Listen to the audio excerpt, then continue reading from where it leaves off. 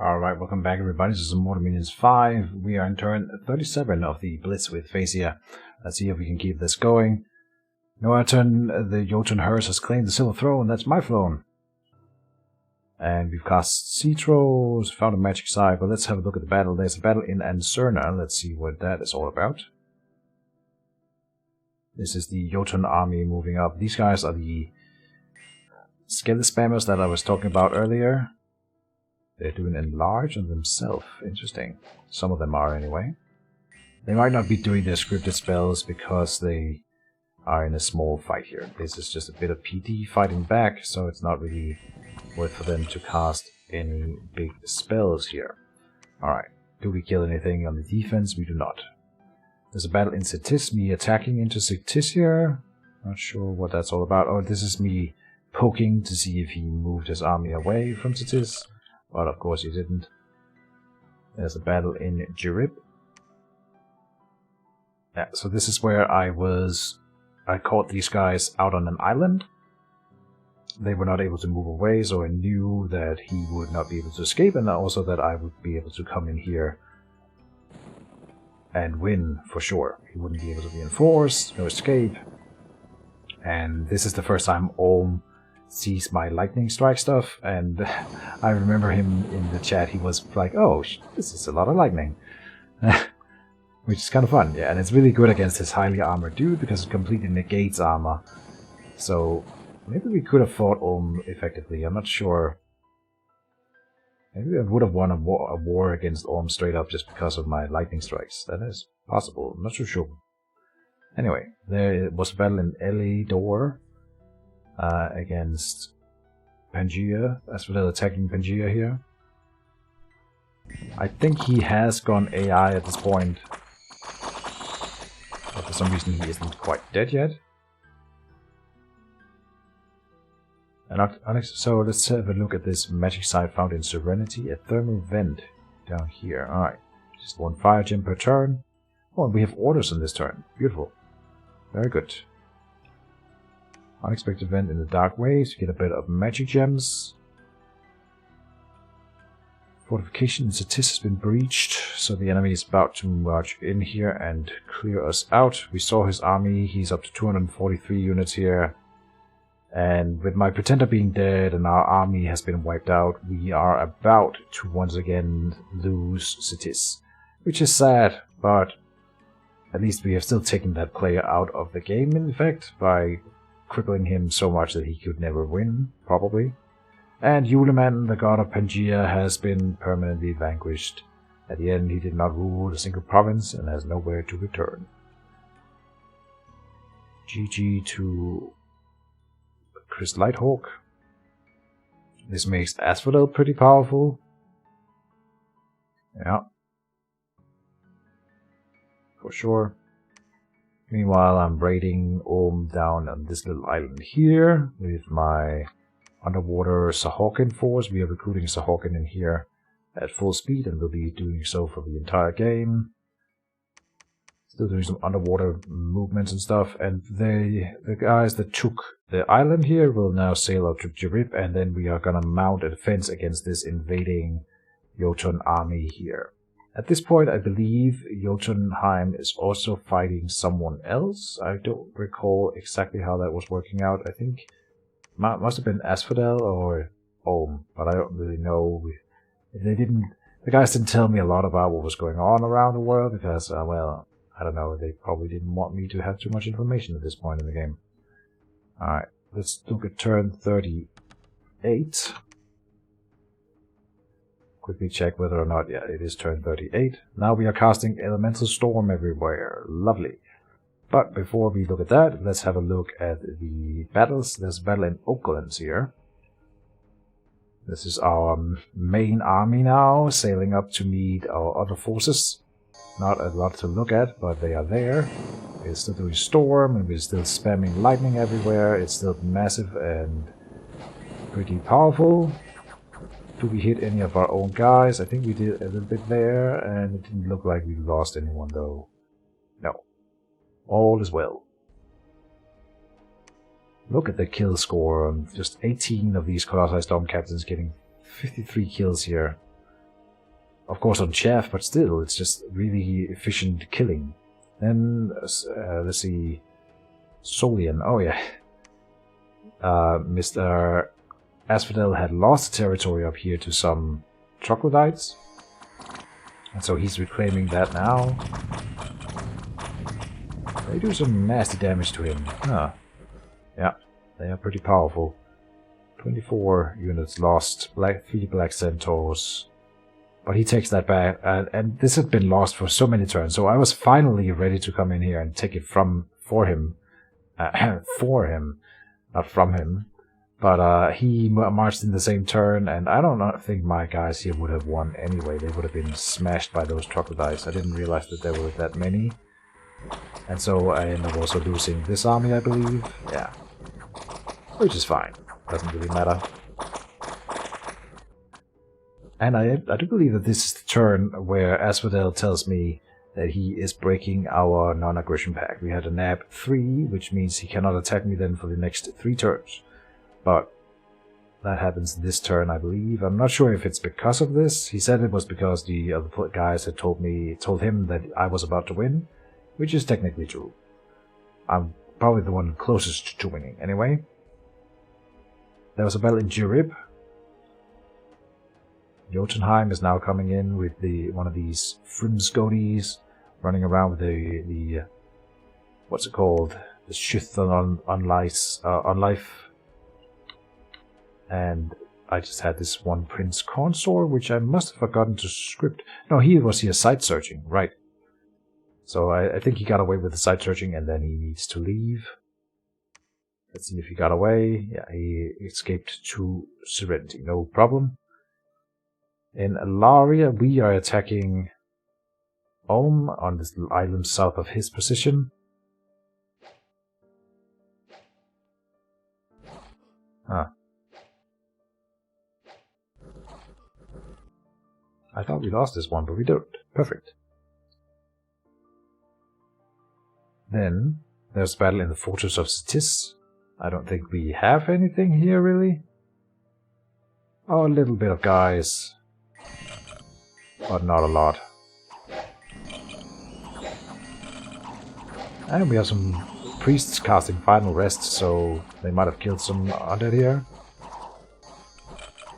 And our archers are going ham, so hopefully they also hit some targets. Let's see, the Fortress of Cetis. We killed 2 elite warriors, 5 long deads, 6 long dead warriors, 4 long deads, and 1 raider. Yeah, not a lot gotten here. Oh well. Then we are attacked in Laria by what? Oh, but by these wolves, right. So I get kicked out of that province that I just took from Ulm by these Illwinder wolves. Yeah. Oh, so close to winning though. This one wolf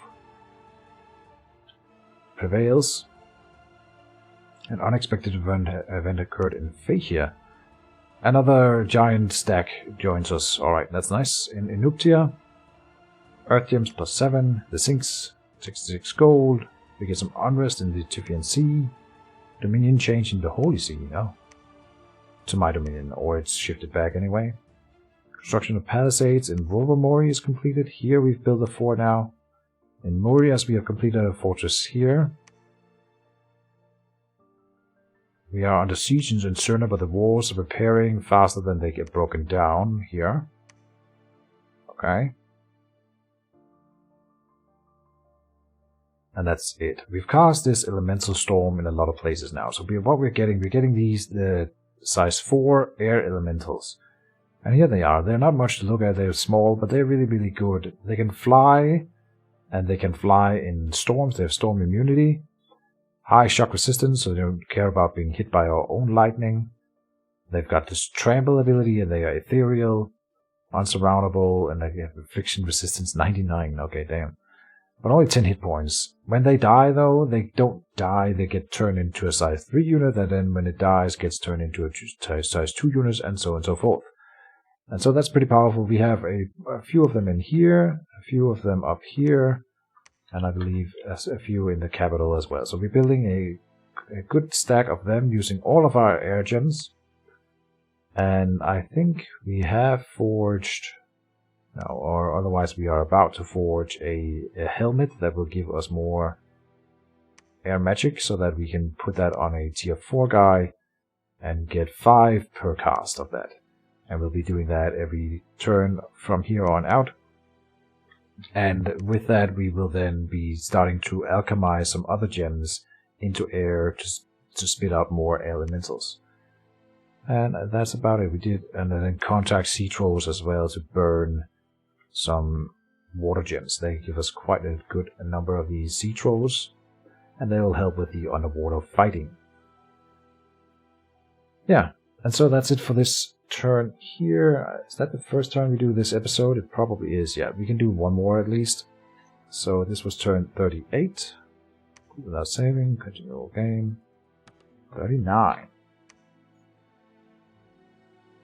We have some battles, a few battles. There was a battle in Keejchen, where we're just poking with one of our scouts to see whether he has put up any PD here. This is on the throne that Jotunheim has taken from me. Then there's a battle in the glowing caverns, where I am now attacking with these cavemen that I've recruited in the other cave province we've taken. And I like them, they're cool and fun. They hit hard, and so they will take this province here. There was an unexpected event in Seastag Lake. One of the Skaldhøg's viceroys have attacked our province. What is that, Seastag Lake? Oh, a sea king, like a real sea king. Damn, with sea trolls. Yikes. That is a pretty nasty stack.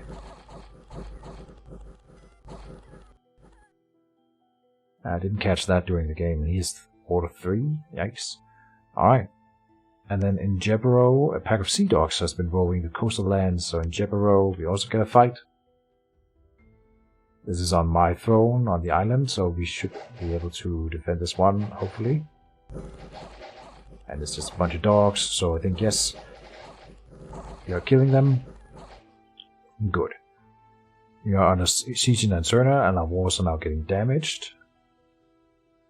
And so look at that. Oh, we've turned on these boxes. Ah, and I was supposed to activate names. Let's try that, and the income box I want gone. So now we have names on the territories. And so yeah, now he is in Ancerna here with his CG stack, and we've lost Statist, which is unfortunate, but I can't both fight off Jotunheim and hold Statist, so we had to concede Statist and then try to win the war over here, and then we'll maybe go back and attack Statist again, but it's not going to win me the game. At this point I'm starting to eye these 2 thrones here, because if I can hold those 2 thrones and my own 2 thrones here, then I win the game. So, and this was getting pretty late in the night as well, so I was thinking about how to finish it. And at this point, we've got to seize Phaeacia first, and then once that is done, I will focus on taking these 2 thrones. That is the battle plan on my part. In the rest of the world, I believe Ulm was just taking some provinces from Statist, and the same was Jotunheim. Again, I forget, but I'm pretty sure Jotunheim was talking about fighting someone else. He must be fighting either Asphodel or Ulm at this point. Yeah. Not sure exactly when and how that happened. I wish I had more scouts out to check. None of my scouts, I believe, have ever been discovered, so I could have had more out, but I never really got around to building them, and it also takes some micromanagement that I didn't really have available during the game.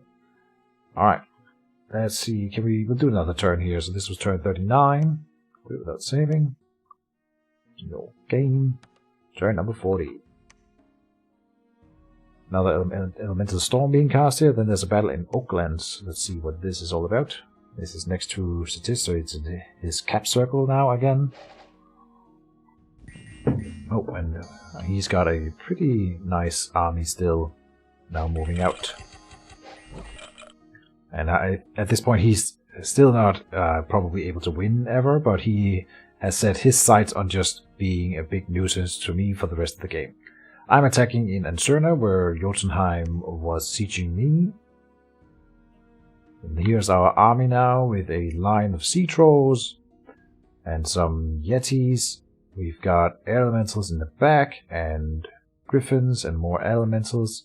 And he stood his ground. I actually thought he would run away. So this is where I will attempt to break his army that has been sieging me. He still has all these Gygas, a lot of them. He's moved in way more of them. Look at that. And he's got troops in the back for attack rear and stuff like that. But he didn't. None of the other guys knew about